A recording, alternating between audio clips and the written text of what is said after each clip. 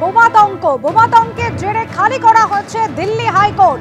দিল্লি হাইকোর্টে বোমাতঙ্ক ইতিমধ্যেই খালি করা হয়েছে হাইকোর্ট চত্বর। বোমা বিস্ফোরণের হুমকি দিয়ে ইমেল আসে এবং তারপরে গোটা দিল্লি হাইকোর্ট খালি করে তল্লাশি চালানো হচ্ছে। সেই মুহূর্তে ছবি রেখেছে আপনাদের সামনে। বোমাতঙ্ক হুমকি দিয়ে ইমেল আসে এবং বোমা বিস্ফোরণের হুমকি দিয়ে ইমেল আসার পরে দিল্লি হাইকোর্ট চত্বর খালি করিয়ে দেওয়া হয়েছে, তল্লাশি চলছে। শুনানি চলছিল সেই সময় দিল্লি হাইকোর্টে, আর শুনানি চলাকালীনই এজলাস থেকে উঠে চলে যান বিচারপতিরা। বোমাতঙ্কের জেরে এজলাস ছেড়েছে বাদী বিবাদী দুপক্ষই। ইতিমধ্যেই দিল্লি হাইকোর্ট খালি করিয়ে তল্লাশি চালানো হচ্ছে। বোমাতঙ্ক দিল্লি হাইকোর্টে।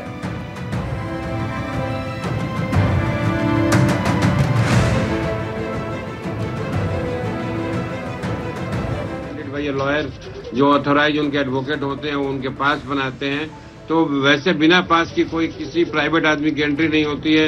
लॉयर्स के लिए तो उनके आइडेंटिटी कार्ड होते हैं, और उसके अलावा भी जब आप वहाँ कोर्ट से एंट्री गेट से एंट्री करते हैं तो वहाँ सिक्योरिटी की जो चेकिंग मशीन होती है वो बिल्कुल ही पूरी तरह से काम कर रही होती है।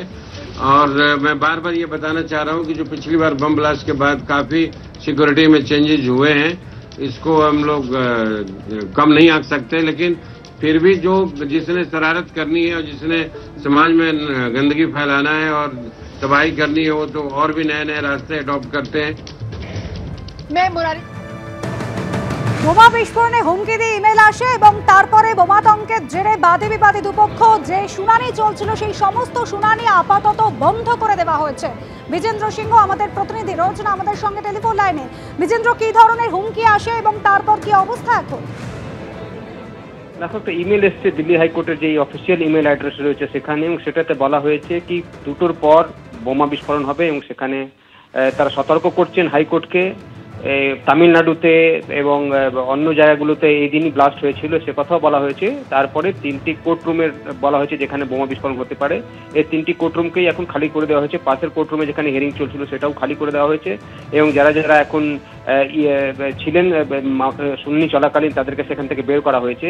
এবং অ্যান্টি বম স্কোয়াড এখন দিল্লি হাইকোর্টে এসছে, তারা বিভিন্ন জায়গায় তল্লাশি চালাচ্ছেন, কি কোথাও বম আছে কি নেই সেটা তারা সন্ধান এখন করছেন। তবে যেই ইমেল পাঠানো হয়েছে দিল্লি হাইকোর্টের যে অফিসিয়াল ইমেল আইডি রয়েছে সেখানে আউটলুকের একটা অ্যাড্রেস থেকে পাঠানো হয়েছে, এবং সেটাতে বলা হয়েছে কি 3টি কোর্টের নাম বলা হয়েছে যেখানে বিস্ফোরণ হতে পারে, সেখানে বোমা রয়েছে, এবং তারপরেই পুরো দিল্লি হাইকোর্টের যে হিয়ারিংগুলো চলছিল 2টোর পরে এই ধরনের ব্লাস্ট হবে সেটাও বলা আছে, এবং তারপরেই কোর্টগুলোকে খালি করে দেওয়া হয়েছে। এখন অ্যান্টি বম স্কোয়াড এসে দিল্লি হাইকোর্টের বিভিন্ন যে জায়গাগুলো রয়েছে, কোর্টরুমসগুলো রয়েছে সেটার তল্লাশি চালাচ্ছে।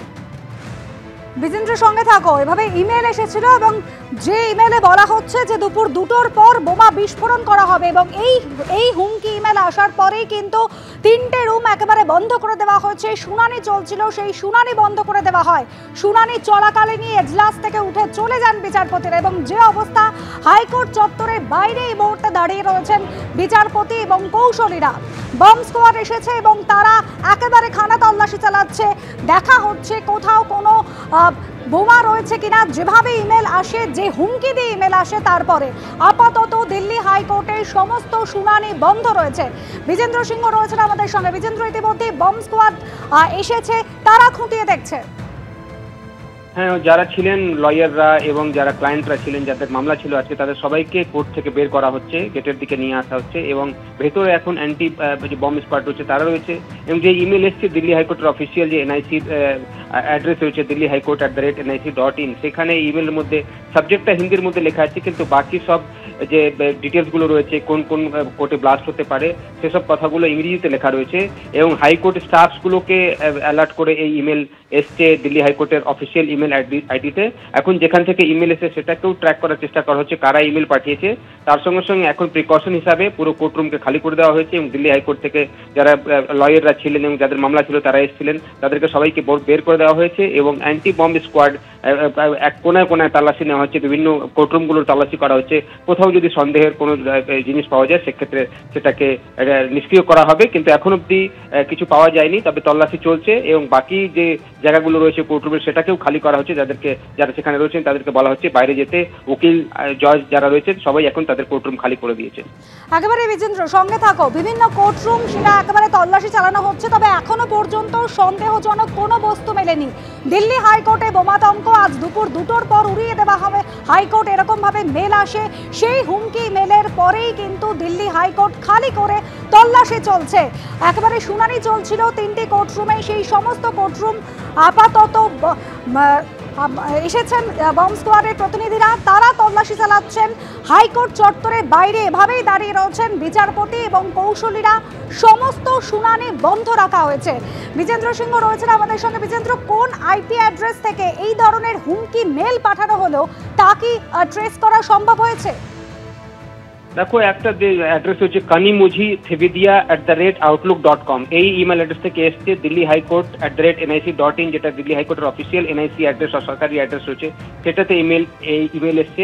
আউটলুকের ঠিকানাটা কি এখন আইপি অ্যাড্রেস দিয়ে হয়তো ট্র্যাক করা হবে, কিন্তু এখন অব্দি কিছু পাওয়া যায়নি। সেটাতে হিন্দিতে লেখা রয়েছে কি কোর্ট নম্বর 3-তে বম রাখা রয়েছে এবং সেটা 2টোর পর ব্লাস্ট হবে, সেটা তারা বলেছেন। এবং লাস্টের লাইনে এটাও লেখা রয়েছে যে এটা কোনো ভুয়ো খবর নয়, এটা প্রমাণ হয়ে যাবে যে মৃত্যুর যে প্রার্থনা হয় শুক্রবারের বারবার কথা বলা হচ্ছে এবং সেখানে বলা হয়েছে কি ব্লাস্ট হবে এবং তাদেরকে সতর্ক করার জন্য এই ইমেল পাঠানো হয়েছে। এটা কোনো ভুয়ো তারা মেল পাঠাচ্ছেন না, সেটাও বলা হয়েছে এবং অ্যাড্রেস করা হয়েছে হাইকোর্টের স্টাফদের কাছে সতর্ক থাকার জন্য। 3টি বম রাখা হয়েছে হাইকোর্টের মধ্যে, সেটা 2টোর পর ব্লাস্ট হবে দুপুরের পর, সেটাও বলা হয়েছে। এবং তারপরেই আমরা দেখতে পাচ্ছি দিল্লি হাইকোর্ট থেকে যারা আইনজীবীরা ছিলেন, হিয়ারিং চলছিল বিভিন্ন কোর্টে, কেন কি 1টার পরে লাঞ্চ হয়, এখনো হিয়ারিং চলছিল বিভিন্ন কোর্টগুলোতে, সেসব কোর্টরুমগুলো খালি করে দেওয়া হয়েছে। বিচারপতিরা সেখান থেকে বেরিয়ে এসছেন এবং প্রত্যেকটা কোর্টরুমের এখন এই মুহূর্তে অ্যান্টি বম্ব স্কোয়াড তল্লাশি করছে। এখন অব্দি কোনো এরম সন্দেহজনক কোনো বস্তু পাওয়া যায়নি, তবে পুরোটাই এখন তল্লাশি করার পরই নর্মাল কাজ রিজিউম করা হবে মনে করা হচ্ছে। বিজেন্দ্র সঙ্গে থাকো। মেট্রোর ব্লু লাইনে ক্রমেই বাড়ছে ভোগান্তি। নিউ গড়িয়া স্টেশন বন্ধ থাকায় হামেশাই ব্যাহত হচ্ছে যাত্রী পরিষেবা। এরই সঙ্গে কর্মী সংকটের গেরোয় পড়ে কলকাতা মেট্রো। যত কাণ্ড কলকাতা মেট্রোয়, কখনো ব্যস্ত সময়ে বেহাল পরিষেবা, কখনো ভিড়ের ঠেলায় যাত্রীদের উঠতে না পারা। ব্লু লাইন অর্থাৎ নোয়াপাড়া থেকে শহীদ ক্ষুদিরাম অবধি রুটে ক্রমেই বাড়ছে ভোগান্তি। বৃহস্পতিবারও দীর্ঘক্ষণ ব্যাহত হয় এই লাইনের পরিষেবা। প্রায় 1 ঘন্টা নোয়াপাড়া থেকে টালিগঞ্জ পর্যন্ত চলে মেট্রো। টালিগঞ্জ থেকে ব্রিজি পর্যন্ত চালানো যায়নি মেট্রো। বৃহস্পতিবারও কবি সুভাষ থেকে মেট্রো রে ঘোরাতে হয়রান হতে হয়েছে মেট্রো কর্তৃপক্ষকে, যার প্রভাব পড়েছে গোটা মেট্রো নেটওয়ার্কে। এরই সঙ্গে কলকাতা মেট্রোয় জুড়েছে আরও নানান সমস্যা। গত মাসে 3টি নতুন রুটে শুরু হয়েছে মেট্রো পরিষেবা। এরপর ভিড় সামলাতে ব্লু লাইনে 264 থেকে মেট্রোর সংখ্যা বাড়িয়ে করা হয়েছে 284। অন্যদিকে ইয়েলো লাইনে মেট্রো চলছে 120টি। এরই সঙ্গে গোদের ওপর বিস্ফোরার মতো হয়ে রয়েছে কর্মী সংকট। যেখানে কলকাতা মেট্রোর জন্য বর্তমানে 507 জন চালক দরকার, সেখানে চালক রয়েছে মাত্র 260 জন। এই কর্মী সংকট নিয়েই আবার শনি ও রবিবার হলুদ লাইনে শুরু হবে মেট্রো পরিষেবা। এরপরই প্রশ্ন উঠছে, তবে কি পরিকাঠামো ঠিকঠাক না করেই পরপর পরিষেবা চালু করে দেওয়া হলো? আগে আমার কর্মী নিয়োগটা দরকার ছিল, শূন্য পদ পূরণ করার দরকার ছিল, সেইটা হয়নি। একের পর এক লাইন খুলে যাচ্ছে, একের পর এক স্টেশন খুলে যাচ্ছে, কিন্তু না আছে রেক, না আছে দক্ষ মোটরম্যান বা স্টেশন কর্মী, যার ফলে যে পরিষেবাটা যাত্রীদের প্রাপ্য, যে নিরাপত্তাটা যাত্রীদের প্রাপ্য, সেটা ঠিক মতন বাস্তবায়িত হচ্ছে না। সমস্যার সমাধান খুঁজতে শুরু করেছে মেট্রো কর্তৃপক্ষ। বুধবার কলকাতা বন্দরে চীন থেকে এসেছে 2টি নতুন মেট্রো রেক। তবে পরিষেবার জন্য নতুন রেক নামাতে লেগে যাবে আরও বেশ কিছুটা সময়। তাছাড়া এই বিপুল যাত্রীর চাপ সামলাতে 2টি রেক নেহাতি নগণ্য বলে মনে করছেন নিত্যযাত্রীরা। অরিত্রিক ভট্টাচার্য, এবিপি আনন্দ।